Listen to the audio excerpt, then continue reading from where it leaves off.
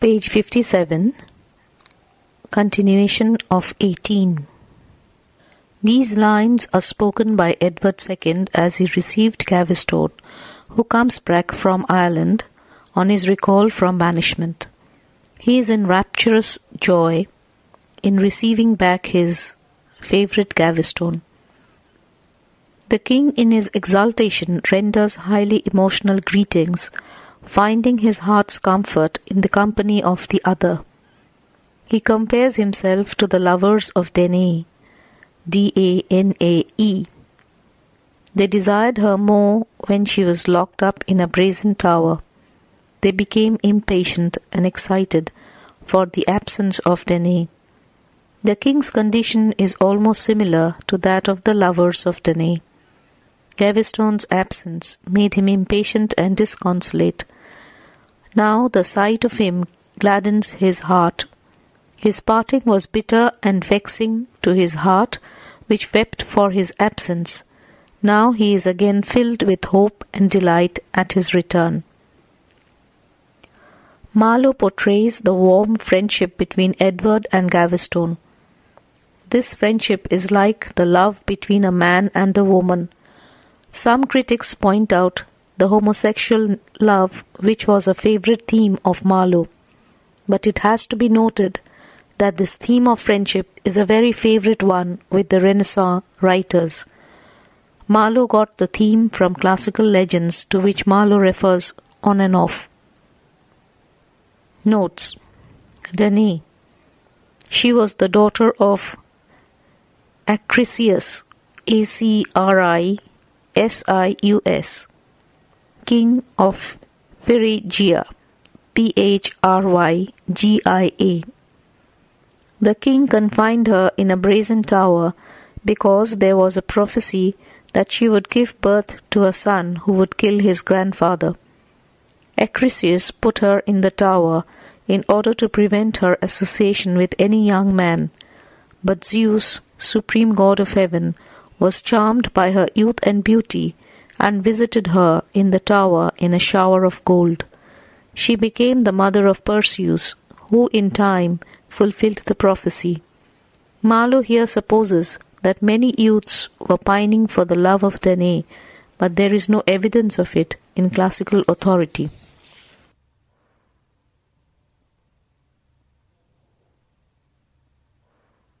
Page 58. 19. When wert thou in the field with banner spread but once, and then thy soldiers marched like layers? Ellipsis. Where women's favours hung like labels down. Act 1, Scene 2. On Gaveston's return from Ireland, the king and Gaveston, in their exultation, exchange highly emotional greetings. The younger Mortimer brings the news of his uncle's capture by the Scots and demands his ransom. The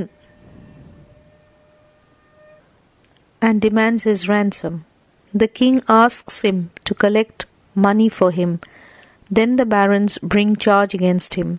Because of his incompetence and mismanagement of the kingdom and his excessive devotion to Gaveston, the kingdom is in peril.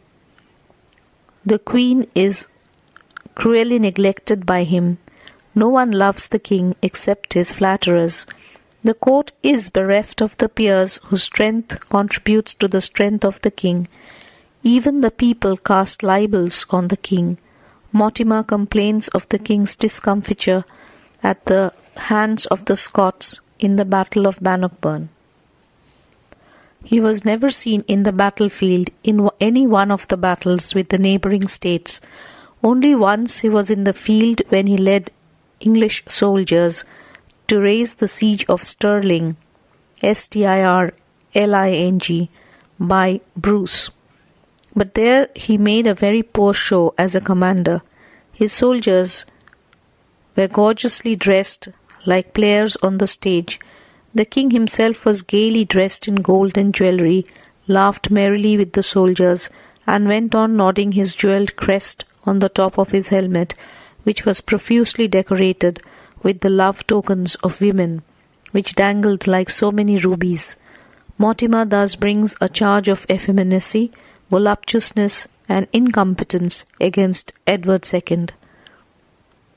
This sarcastic description of the king's incompetence as a leader of his army is indeed a summary of a similar description in Holinshed. But Marlowe departs from history in antedating the battle. Gaveston was executed in 1312. The Battle of Bannockburn was fought and lost by Edward in 1314. Marlowe antedates the battle in order to emphasize the king's disgrace. This is a good example of compressing history for the sake of dramatic unity and continuity. Notes: but once. The reference is to the Battle of Bannockburn 1314, when the king led English soldiers to raise the siege of Stirling by Bruce. Garish, showy. Bedaubed, bedecked with ornaments. Spangled, jewelled. Favours, love tokens. 20. My swelling heart for very anger breaks. How oft have I been baited by these peers, and dare not be revenged, for their power is great. Yet shall the crowing of these cockerels affright a lion? Act 2, Scene 2. This is a vain boasting by the King Edward before Kent, when the barons led by the younger Mortimer leave him after bringing charges against him of incompetence, effeminacy, voluptuousness, and ineptitude as a soldier. They jeer at him for his failure in the battle against the Scots. They threaten him to meet him, quote, with their ensigns spread, unquote. The king is simply overpowered by the combined attacks of the barons. For a time he could not utter words, but when the barons leave, he breaks out in anger and bravado. He complains that he has been subjected often to the harassment and torments by the barons.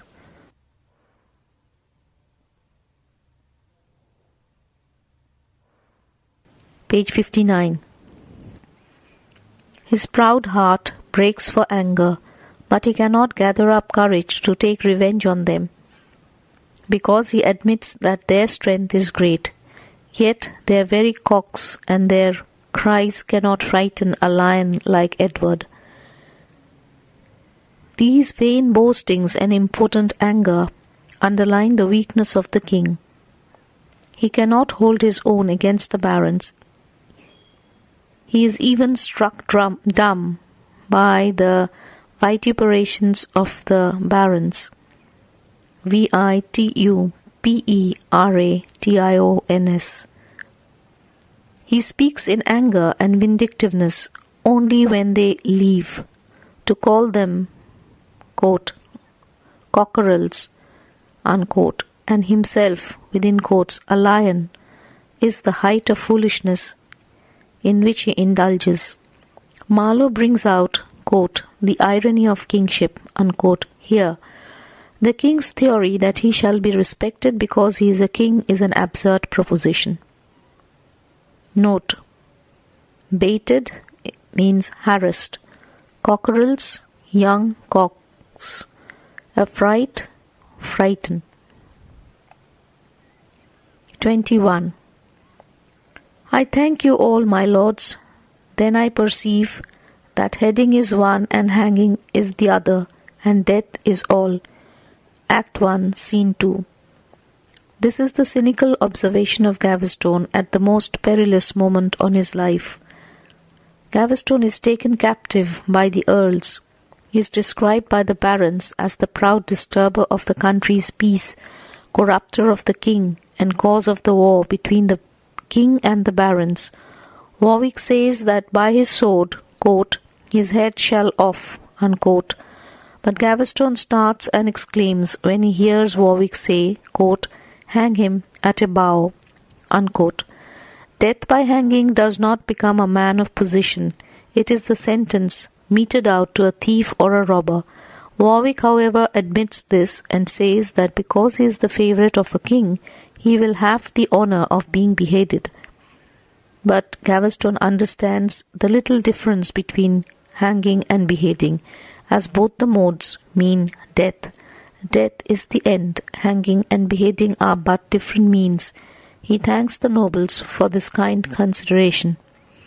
The cynicism and light humour contained in this short sentence reveals the character of Gaveston.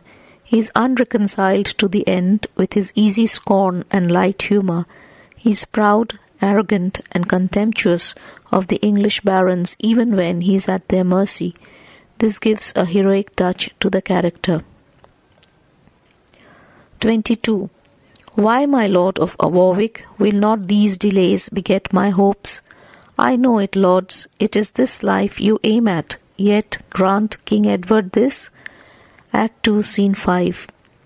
Gaveston, overpowered and arrested by the earls, is about to be taken away for execution when Arundel comes as a messenger from the king, asking the lords to allow Gaveston to see him once before he is put to death. Warwick bluntly refuses to grant the king's request. In angry and sarcastic desperation, Gaveston turns to Warwick and puts the question, quote, "Will not these delays beget my hopes?" unquote. He means to say that the delay caused by the king's wish, if it is complied with, is raising expectation in Gaveston that he may yet be saved, but he assures his enemies that he himself entertains no such hope, for he is sure that the English lords will not spare his life. Gaveston's attitude to the lords, especially to Warwick, is cynical. His manner of meeting his fate certainly adds dignity to his character. 23. What, Mortimer? Can ragged stony walls immure thy virtue that aspires to heaven? No, Edward. England's scourge, it may not be. Mortimer's hope surmounts his fortune far. Act 3, Scene 3. The barons are defeated at the Battle of Boroughbridge and are punished by the king for their rebellion and arrogance. Warwick and Lancaster are sentenced to death by beheading, and Mortimer is sent to the Tower.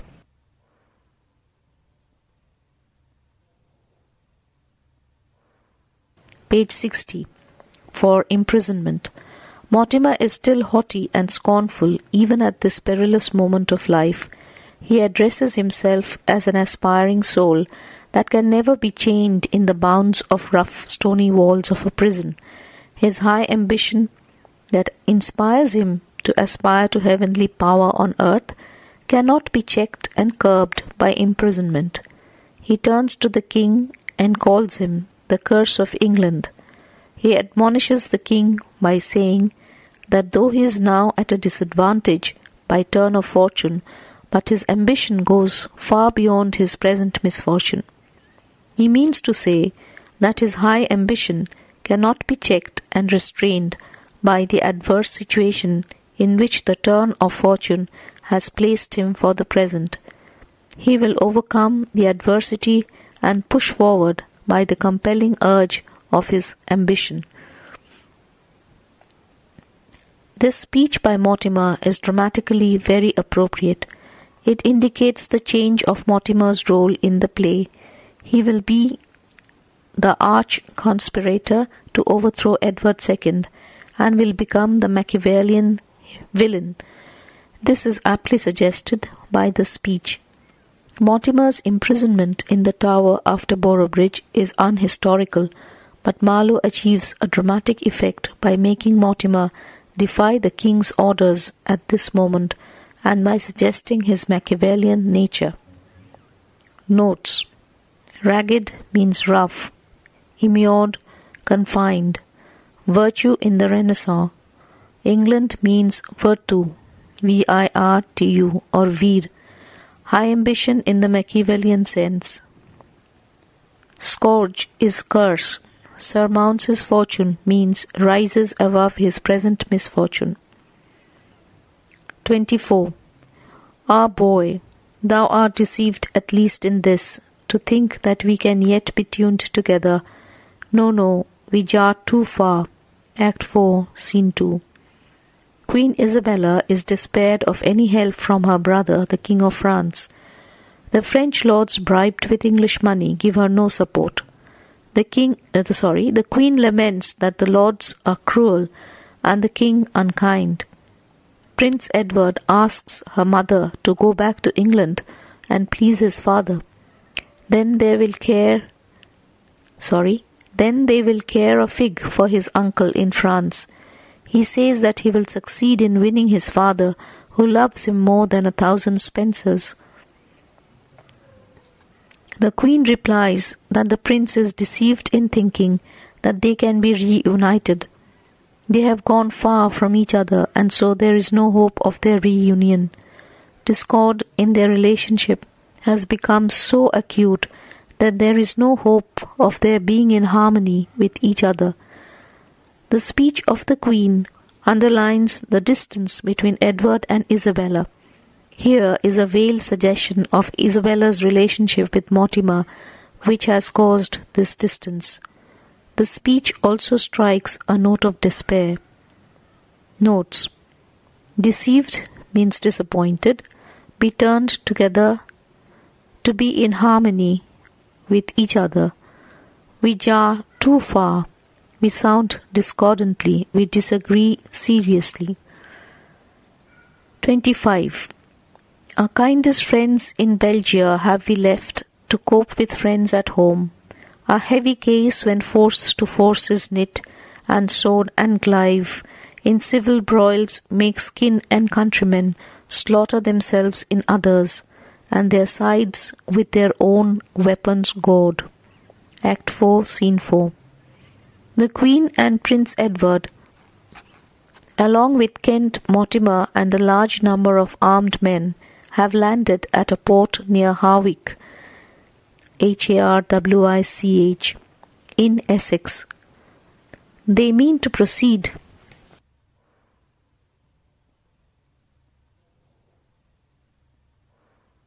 page 61 to London and occupy it with the help of the discontented and rebellious lords and commons of the realm. Many of them join the party at their landing. The Queen welcomes her allies to England. She expressed her gratitude to their kind friends in Belgium. She regrets that she has to go to war with her own countrymen for a cause which is just. They will meet in an unnatural war with their English friends. They will kill themselves in a civil war, their kith and kin. They will be killed with their own weapons. The Queen is shown here as a scheming diplomatic woman. She knows how to keep friends and how to carry out her will. The change from a lowly, devoted wife to a cunning diplomat is rather abrupt. Notes: Gallia Belgia was the name for Lower Germany or the Netherlands, in which was included Hainault, a part of modern Belgium. Cope with means to meet as enemies. Glaive means sword. Slaughter themselves in others means kill our own countrymen. 26. Come, Spencer, come, Baldock, come sit down by me. Make trial now of that philosophy that in our famous nurseries of art thou suckest from Plato and from Aristotle. Father, this life contemplative is heaven. Act 4, Scene 6. Edward Spencer Jr. and Baldock have taken shelter in the Abbey of Neath in disguise. The abbot and the monks of the abbey are comforting the king and assuring security to him. The king is in a humble and disillusioned mood. In his misery he is a changed man. He becomes resigned to his lot. He asks his two companions to find solace in the philosophical thoughts which they have learnt in youth in their universities. They have imbibed the philosophical lessons from Plato and Aristotle, and now they will try to find consolation from these spiritual teachings in their misery caused by the loss of worldly power and wealth. He now realizes the truth that life of contemplation in the monastery is far better than the life of hectic action in the court. He wishes that he were allowed by his pursuing enemies to live in the abbey as a religious recluse. The softer and gentler side of Edward's character comes out along with his fall from power. Historically, Baldock was a scholar, but Spencer and Edward are not known as scholars. Marlowe himself was a university wit, and he knew that monks and scholars of the Middle Ages were learned. Quote, Plato and still more Aristotle were read mostly in translations at the universities during the Middle Ages. Unquote. Notes. Nurseries of arts means educational institutions which are the centers of learning in art subjects like philosophy, literature, and religion. Plato, 427 to 347 BC, is the disciple of Socrates. His dialogues, within quotes, preserve his philosophical and ethical teachings. Aristotle, 384 to 322 BC, is a great Greek philosopher. According to Bacon, he, quote, took all knowledge as his province, unquote. His treatises on poetics, rhetoric, and logic are well known. He taught politics, economics, and ethics. 27. Let Pluto's bells ring out my fatal knell, and hags howl for my death at Charon's shore. For friends hath Edward none but these, and these must die under a tyrant's sword. Act 4, Scene 6. Edward II, with his favourites Baldock and Spencer, take shelter in disguise in the Abbey of Neath in Wales.